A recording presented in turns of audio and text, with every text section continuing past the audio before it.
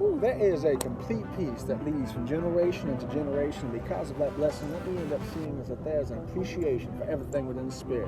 Why it is duality, but also in understanding that duality, what we actually see is not only the idea of the messianic prophecy that's shown forth within the Scriptures, but also the idea that we end up seeing within Israel itself.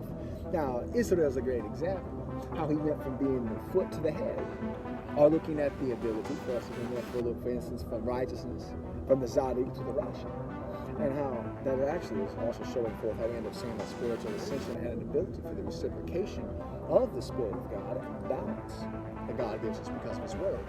Now it says that fear of the Lord is the beginning of wisdom, but to understand that knowledge, understanding are worth more than gold, so is a good man. We end up building forth these characteristics and having that appreciation because of the reverence for our Father God. That ability and that respect and reverence that cometh forth from Christ builds everything. You end up having that foundation, and you also end up having the increase of righteousness and prosperity. And that when there is an equal measure of increase, understand that when James says this, when you encounter various trials and tribulations, count it all joy, because in doing so builds up the perseverance of your faith. You see that equal measure that he ends up giving, and it's like a brother. And peace is given unto you because of that love. What we have to see is that he is going to show us exactly how we are going to receive the eternal blessings of God.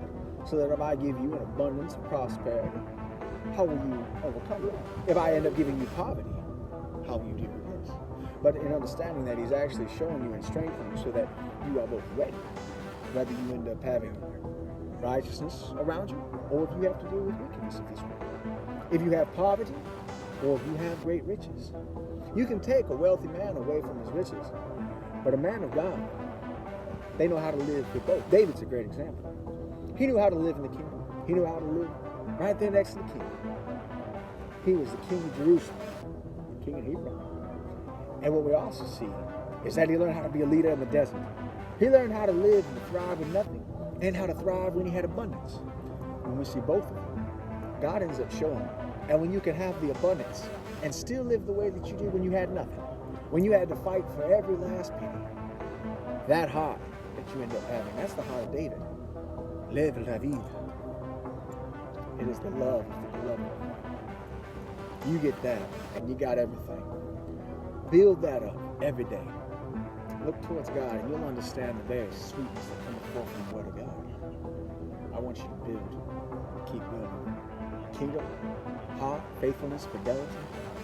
It's grace.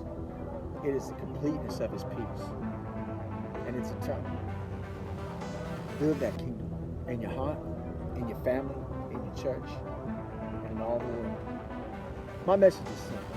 It's really simple. Jesus is living, and when you receive that, you receive the eternal kingdom and the love of our Creator and of our Messiah. God bless. God bless America. And I'll see you.